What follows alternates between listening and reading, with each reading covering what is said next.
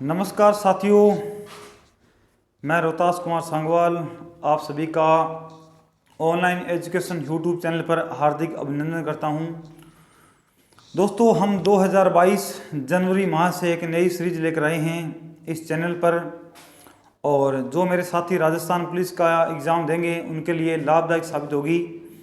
यानी आज हम क्या पढ़ने जा रहे हैं, इसके लिए हमने छोटी सी एक वीडियो पहले क्लिप दे रखी है आपको।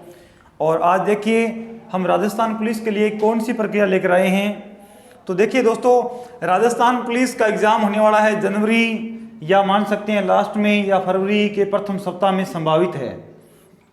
जैसे पिछली बार राजस्थान पुलिस में महिला और बाल अपराध से संबंधित कुछ टॉपिक जोड़े गए थे, हम उन्हीं टॉपिकों पर आज चर्चा करने वाले हैं।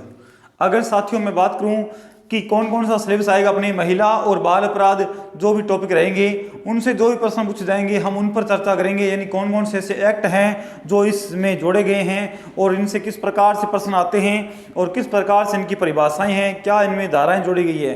तो साथियों आज हम स्टार्ट करने जा रहे हैं महिला और बाल अपराध। और दोस्तों, महिला और बाल अपराध की बात करें, इनमें पहला जो चैप्टर होगा वो होगा दहेज का एक्ट। दोस्तों आज हम पढ़ेंगे दहेज का एक्ट। यानी मैं बात करूं कि आज हम पढ़ने जा रहे हैं दहेज का एक्ट, दहेज अधिनियम। दोस्तों दहेज का जो अधिनियम था वो क्यों बनाया गया, कब बनाया गया, और साथियों इनको लागू किस प्रकार से किया गया, इनमें क्या क्या प्रावधान रखे गए कि दहेज मांगना या दहेज लेना या दहेज के लिए उत्साहित करना, इस प्रकार के कौन कौन से प्रावधान हैं जिन्हें इसमें डाला गया है। अब देखें दोस्तों, दहेज का जो एक्ट था, अधिनियम है मित्रों 1961 में बनाया गया। दहेज का जो एक्ट है दोस्तों 1961 में बनाया गया था। इसके अंतर्गत बात करें तो दोस्तों याद रखना कि कुल हम लोग 10 धाराएं पढ़ेंगे, और 10 धाराओं से क्या होगी दोस्तों, यहीं से एग्जाम में प्रश्न आपने को देखने को मिल जाएगा। अगर मैं बात करूं कि 10 धाराओं में उल्लेख किस किस प्रकार से किया गया है, कोई भी हम एक्ट पढ़ेंगे उनमें याद रखना प्रत्येक के अंदर धारा पढ़ेंगे, और प्रत्येक धारा के अंदर दोस्तों परिभाषा दे रखी है दहेज मांगने की या दहेज लेने की या दहेज देने की, और उसमें सजा का प्रावधान भी किया गया है। आज हम बात करें दोस्तों 1961 का दहेज अधिनियम, दहेज अधिनियम 1961। तो साथियों ये रहा आज का अपने टॉपिक, दहेज अधिनियम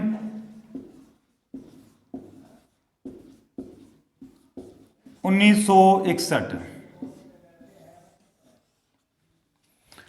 अब देखें इस एक्ट को लागू कब हुआ दोस्तों। इसमें मैंने बात की थी धाराओं की, मैंने बात की थी धारा की, और धारा से पहले हमका उद्देश्य क्या होगा, इस एक्ट को लाने का भारत सरकार का क्या उद्देश्य रहा होगा। तो याद रखना दोस्तों, इस एक्ट को लागू करने का उद्देश्य था कि दहेज जो भी विवाहित से लिया या दिया जाता है, इस प्रथा को रोकने के लिए अधिनियम बनाया गया था, और उसी पर आज हम चर्चा करेंगे। आगे देखें दोस्तों कि धारा नंबर साथियों 1 क्या कहती है। दहेज के एक्ट की धारा नंबर 1 में बताया गया है कि दहेज अधिनियम बनाया कब गया, दहेज अधिनियम को लागू कब किया गया। लागू किया गया था दोस्तों 7 दिसंबर 1961 को दोस्तों इस एक्ट को लागू किया गया था, ठीक है। और इसका जो विस्तार क्षेत्र है, इसका साथियों क्या है, विस्तार क्षेत्र। याद रखना दोस्तों, इसका विस्तार क्षेत्र होगा भारत में होगा, यानी संपूर्ण भारत में ये जो एक्ट है दोस्तों वो लागू किया गया था 7 दिसंबर 1961 को। इसके तहत और क्या दिया गया था, इसका विस्तार क्षेत्र की बात करें तो भारत के अंदर और लागू हुआ मित्रों 7 दिसंबर 1961 को यह एक्ट लागू हो चुका। इस बात का उल्लेख कहाँ किया गया है, तो याद रखना दोस्तों धारा नंबर 1 1961 का जो एक्ट था उसकी धारा नंबर 1 में इस बात का उल्लेख किया गया है। अब हम पढ़ने जा रहे हैं कि धारा नंबर 2 की बात करें। धारा नंबर 2 दोस्तों, धारा नंबर 2 में परिभाषा का उल्लेख किया गया, दहेज की परिभाषा। यानी यहां देखें दोस्तों दहेज की परिभाषा,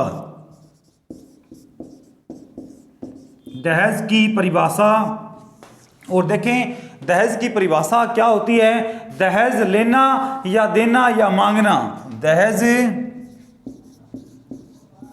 दहेज लेना मांगना या दहेज दोस्तों देना, ये इसका उल्लेख किया गया है। तो आपसे याद रखना प्रश्न क्या पूछा जाएगा कि दहेज की परिभाषा का उल्लेख कौन सी धारा में किया गया है, तो आप याद रखेंगे धारा नंबर 2। एक्ट कौन सा है अपने, एक्ट 1961 का एक्ट था, इसी के तहत धारा 2 में इसका उल्लेख किया गया है। अब दोस्तों बात करें कि धारा 3 में क्या कहा गया है। याद रखें दोस्तों, धारा 3 की बात करेंगे।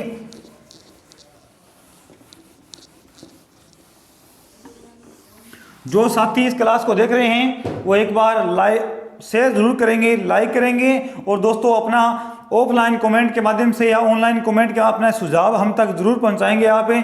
अब देखिए दोस्तों, धारा नंबर 3 मैं दोस्तों यहाँ लिख रहा हूँ, ध्यान देना, धारा नंबर 3। और दोस्तों धारा नंबर 3 में क्या कहा गया है, दहेज लेना और देना दोनों ही क्या है, अपराध है।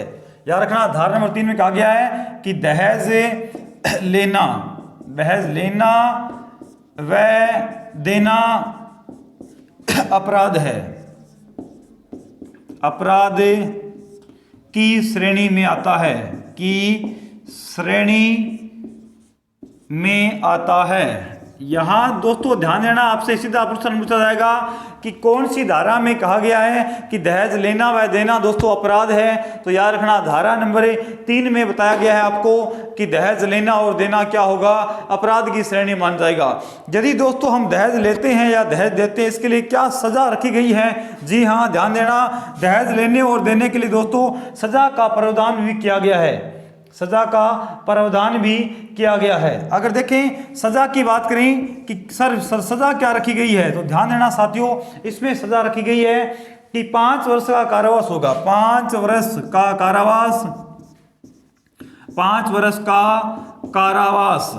और बात करें 5 वर्ष का कारावास, और दोस्तों एक और क्या रखा गया इसके साथ में, 15,000 रुपये जुर्माना। याद रखना, 15,000 रुपये जुर्माना भी लगाया जा सकता है, जुर्माना भी लगाया जा सकता है। या तो 5 वर्ष का कारावास होगा या 15,000 रुपये जुर्माना हो सकता है, या दोनों भी हो सकते हैं। याद रखना, या दोनों भी। तो आपने धारा नंबर 3 पढ़ी, और साथियों धारा नंबर 3 में आपने क्या देखा, आपने दोस्तों धारा नंबर 3 में देखा कि दहेज लेना और देना दोनों ही क्या है, अपराध की श्रेणी में आता है, और इसके लिए सजा का प्रावधान भी कर रखा है। और दोस्तों इसके लिए सजा कौन सी होगी अपनी, 5 वर्ष का कारावास है, और लिख रखा है 15,000 रुपये जुर्माना, या क्या हो सकते हैं, दोनों भी हो सकते हैं। अब बात करें क्या इसमें छूट प्रदान की जा सकती है, तो याद रखना दोस्तों, न्यायपालिका डिपेंड करेगी, तो इसकी सजा को कम भी कर सकता है। यानी किसी कई जगह लिखा आता है 6 माह है, इसका मतलब होता है वो न्यायपालिका पर डिपेंड करेगा, न्यायाधीश किस प्रकार से निर्णय लेता है। इसके लिए 5 वर्ष होगी या 4 वर्ष या अपनी, लेकिन अपने याद रखना 5 वर्ष का कारावास और 15,000 रुपये जुर्माना रखा जाएगा। आगे बढ़े साथियों, धारा नंबर 4 क्या कहती है इस एक्ट की।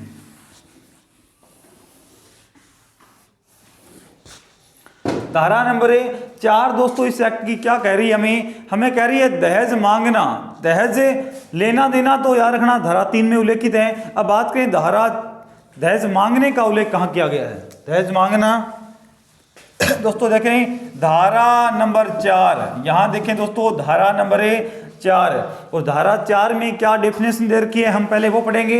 इसमें कहा गया कि दहेज मांगना, दहेज मांगने पर सजा का उल्लेख किया गया है, उल्लेख किया गया है। इसका मतलब क्या है, इसका मतलब क्या है कि यदि कोई भी दहेज मांगता है, यदि कोई भी दहेज मांगता है तो दहेज मांगने पर दोस्तों उसे क्या मिलेगी, सजा मिलेगी। इसकी परिभाषा अपने आगे धारा 4 में दहेज मांगने पर सजा का उल्लेख किया गया है। तो देखें आपने कौन सी सजा का उल्लेख किया गया है, तो याद रखना 2 वर्ष का कारावास, 2 वर्ष का क्या होगा, 2 वर्ष का कारावास होगा, 2 वर्ष का कारावास और 10,000 रुपये जुर्माना, और 10,000 रुपये जुर्माना भी वसूला जाएगा। याद रखना 10,000 रुपये जुर्माना भी लगाया जा सकता है, जुर्माना। और या की बात करें तो या में क्या आएगा, या में दोनों चीज आएगी, दोनों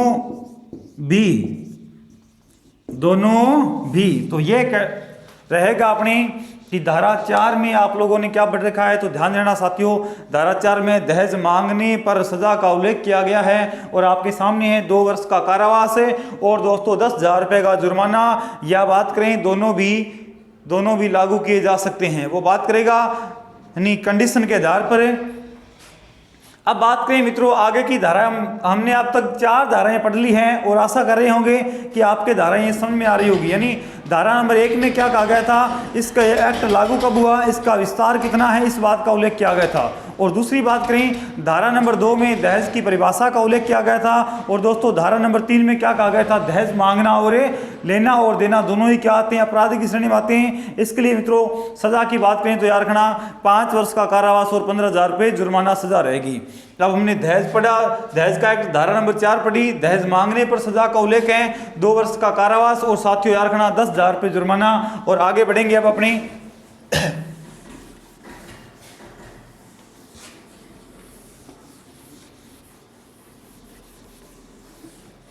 धारा नंबर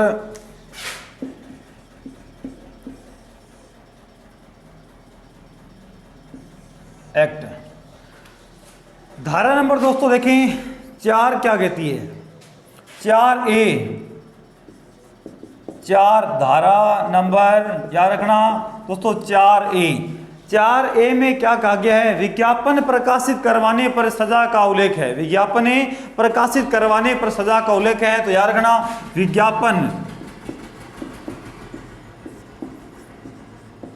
विज्ञापन प्रकाशित करवाने पर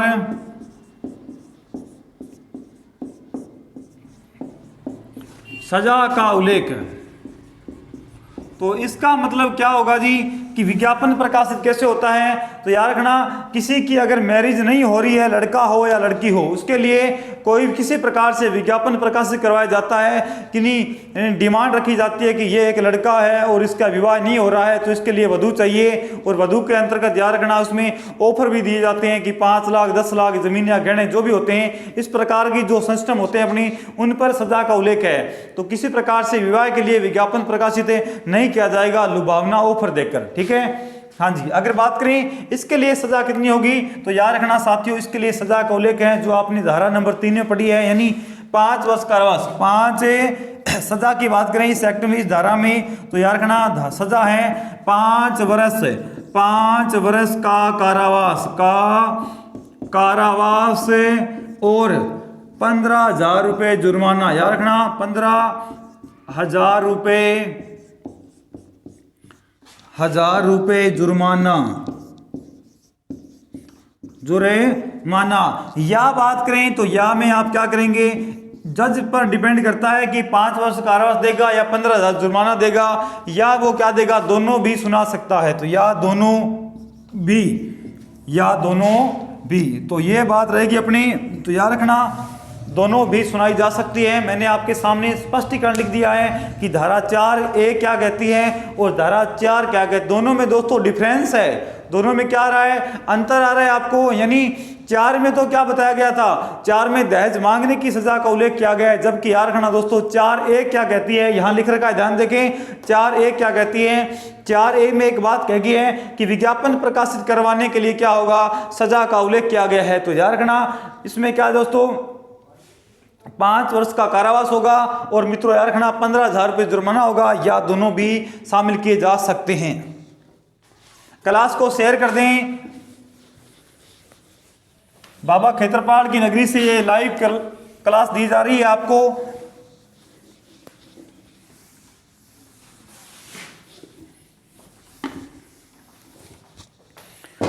आगे बढ़ें दोस्तों, धारा इसके बाद में और कौन सी धाराएं बची हैं और वो धाराएं क्या कहती है। याद रखना दोस्तों धाराएं क्या कहती, धारा नंबर 5 कहती हैं कि दहेज का, धारा नंबर 5 क्या कहती है, धारा नंबर 5 कहती है दोस्तों दहेज का लेन देन शून्य होगा। यानी इसका मतलब क्या है, इसका मतलब है कि दहेज विवाह से पहले, विवाह के अवसर पर जो भी दहेज के लिए एग्रीमेंट होता है, अपनी भाषा में कहते हैं ना एग्रीमेंट हुआ है जी हमारा, तो 5 लाख लेंगे या 10 लाख लेंगे, दहेज के अंदर 7 लाख लेंगे, इस प्रकार की जो बातें होती हैं वो याद रखना किसकी श्रेणी में आती हैं, दहेज लेना और देना, वो याद रखना धारा 5 के तहत है शून्यकरण मान, यानी जो भी एग्रीमेंट होता है वो खारिज माना जाएगा। यह है दोस्तों याद रखना धारा 5 का उल्लेख है। इसके बाद देखें मित्रों धारा 7 क्या कहती है, धारा 7 इसी एक्ट की धारा 7 ने क्या कह रखा है, तो याद रखना इसमें संज्ञान धारा 7 में कह रखा है संज्ञान।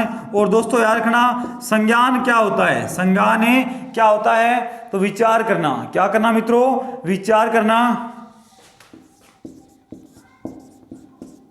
विचार करना, यानी किस प्रकार से यदि ऐसा कोई भी केस आता है मजिस्ट्रेट के पास, न्यायपालिका के पास, यानी ऐसा कोई मजिस्ट्रेट के पास यानी न्यायालय के पास, जब ऐसा न्यायालय के पास में जब दहेज एक्ट का कोई भी केस आएगा तो वो क्या करेंगे, विचार करेंगे। और किस पर करेंगे, याद रखना जो भी प्रक्रिया पुलिस की रिपोर्ट होती है इस पर करेंगे, या अन्य कोई सामाजिक कार्यकर्ता होंगे या सामाजिक जो भी संस्थाएं कार्य कर रही है उनकी जो रिपोर्ट होगी उन रिपोर्टों के आधार पर, या जो परिवाद यानी केस दर्ज करवाया गया है उसके आधार पर याद रखना मजिस्ट्रेट क्या करेगा दोस्तों, संज्ञान करेगा, विचार करेगा। इस बात का उल्लेख किया गया धारा नंबर 7 के तहत।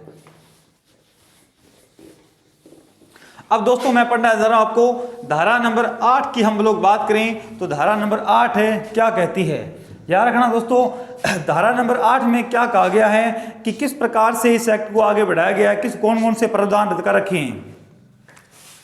धारा नंबर दोस्तों 8, धारा नंबर 8 में देखें इसकी डेफिनेशन क्या कहती है, यह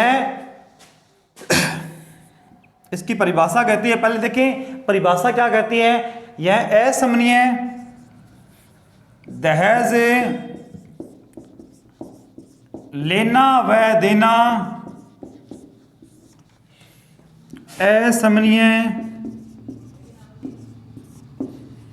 अजमानतीय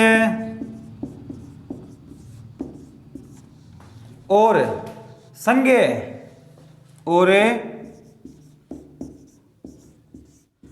संज्ञेय प्रकृति की श्रेणी में आता है, संज्ञेय प्रकृति की श्रेणी में आता है।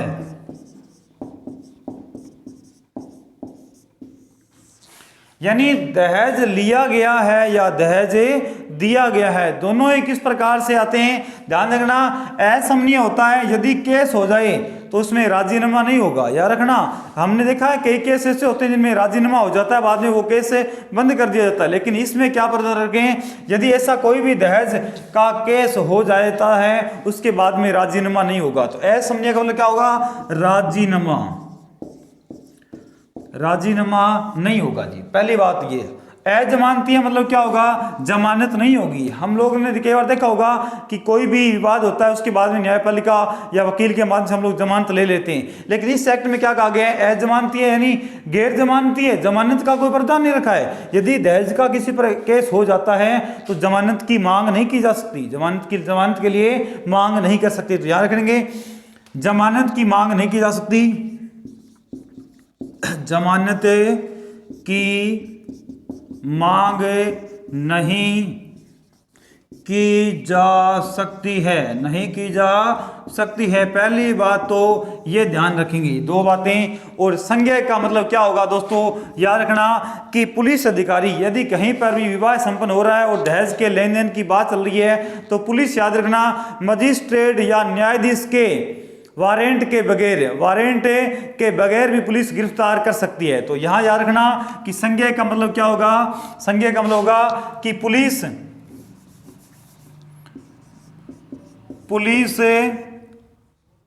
सूचना के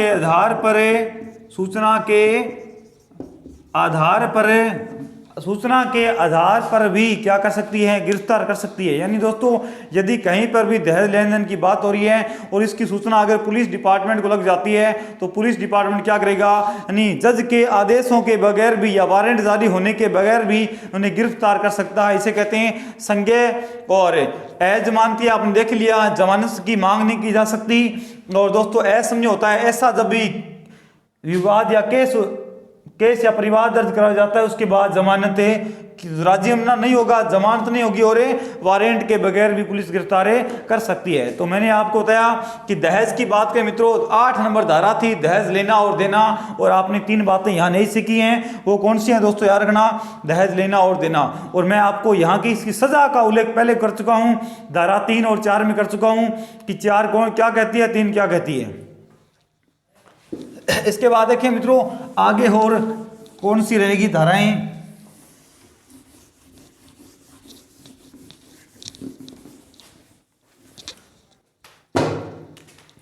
आगे देखें दोस्तों धारा नंबर 8A, धारा नंबर दोस्तों 8A की परिभाषा क्या बताती है। हमने अभी दोस्तों धारा 3 और 4 पढ़ी है, वो कि सेम क्या कर रही है, धारा नंबर 8 में प्रावधान है, यानी दोस्तों किस प्रकार से इनका प्रावधान किया गया है, तो ये भी देखें और साथ साथ में इस क्लास को शेयर भी कर दें। आज दोस्तों नव वर्ष की शुरुआत है और कहते हैं ना हैप्पी न्यू ईयर, 1 जनवरी 2022 की बात है, और सभी विद्यार्थियों के लिए एक साल है, वो एक नया संकल्प और नए उद्देश्य लेकर आए आपके जीवन में, और खुशियाँ हो, और बीत गया सो बीत गया। अब की बात करेंगे हमने जिंदगी में आज तक क्या किया। याद रखना साथियों, हमने जिंदगी में आज तक क्या किया वो कोई मायने नहीं रखेगा, बल्कि अब हम क्या कर सकते हैं मायने तो वो रखेगा। याद रखना, आज तक जिंदगी में हमने क्या किया वो कोई मायने नहीं रखेगा, अब हम क्या कर सकते हैं मायने तो वो रखेगा। आगे बढ़िए, धारा नंबर 8A की बात करें साथियों, धारा नंबर 8A में क्या कहा गया है कि यदि, देखें इसकी डेफिनेशन क्या कहती है कि यदि किसी व्यक्ति पर दहेज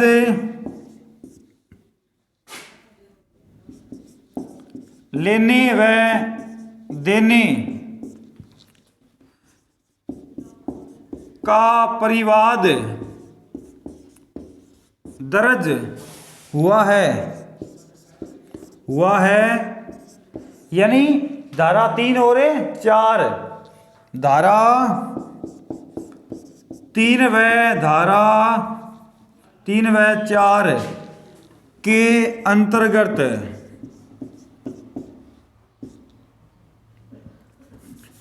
धारा 3 व 4 के अंतर्गत तो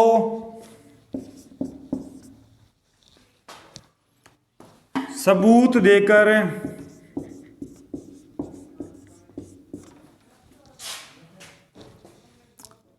सब ये क्या करेगा, किसी पर 3 और 4 के अंतर्गत केस दर्ज हुआ या परिवाद दर्ज हुआ है तो वो क्या करेगा, सबूत देगा, सबूत देकर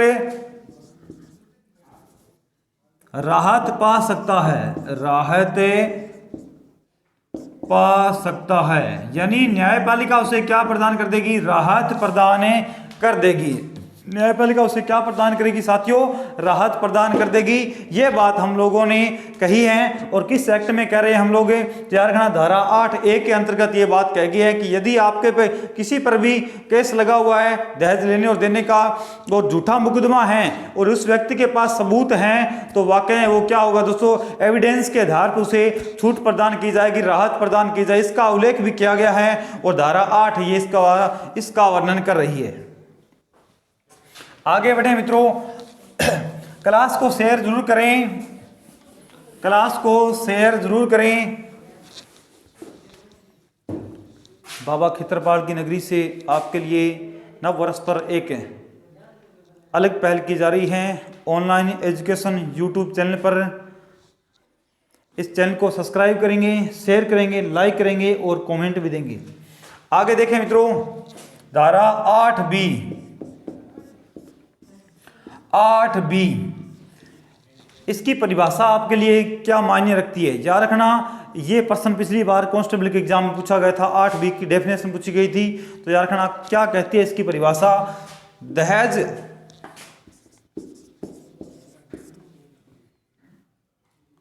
के लेन व देन को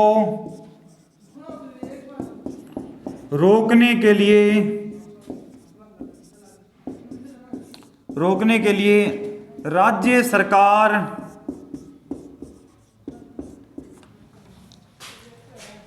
दहेज प्रतिषेध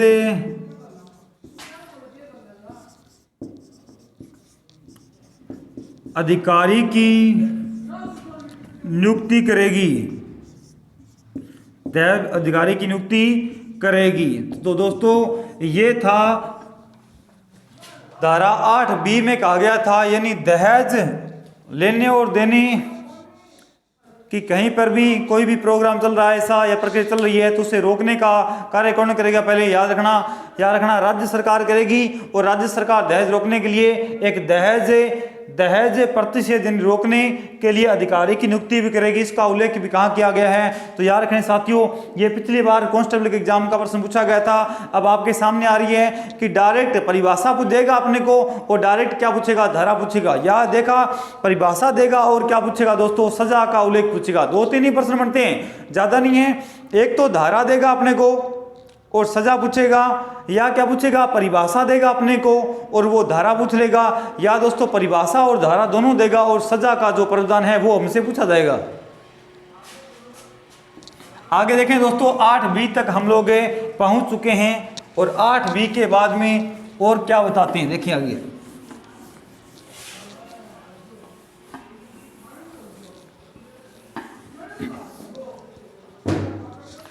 दोस्तों 8B के बाद देखें धारा 9 क्या कहती है। धारा इस एक्ट की धारा 9 क्या कहती है, धारा 9।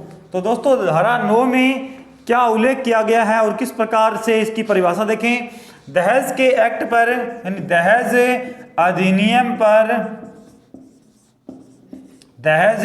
अधिनियम पर केंद्र सरकार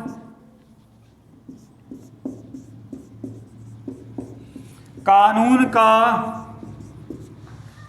निर्माण कर सकती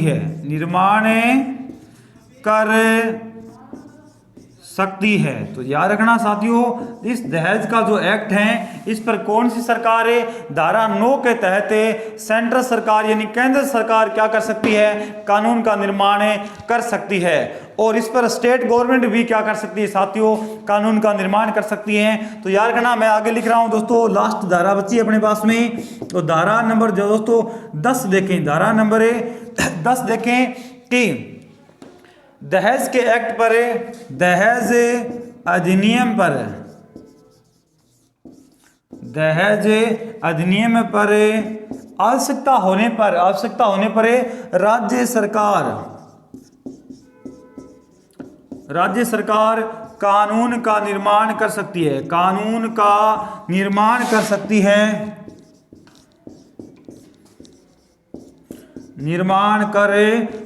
है, तो याद रखना साथियों, ये रहा आपके लिए एक्ट, दहेज का एक्ट मैंने आज आपको कंप्लीट करवा दिया है दोस्तों। मैंने आपको 10 धाराएं करवाई हैं और याद रखना यही वो 10 धाराएं हैं जहां से हर हाल में प्रश्न पूछा जाएगा। यदि इस टॉपिक से प्रश्न आता है तो इससे बाहर नहीं आएगा, इतनी गारंटी है। और ये ध्यान रखना, विश्वास रखें, आज का हमने एक्ट पढ़ा था दहेज अधिनियम 1961 का, और दोस्तों इसमें प्रत्येक धारा में क्या क्या बात कह रखी है हमने उन बातों का जिक्र किया है। और देख लें यहाँ पे कि 10 धाराएं कंप्लीट हो चुकी हैं। और दोस्तों आप सभी इस YouTube चैनल पर लाइव आएँ और हमारा प्रयास रहेगा कि इवनिंग के टाइम 7 या 8 बजे तक 1 घंटा लाइव रखेंगे YouTube चैनल पर।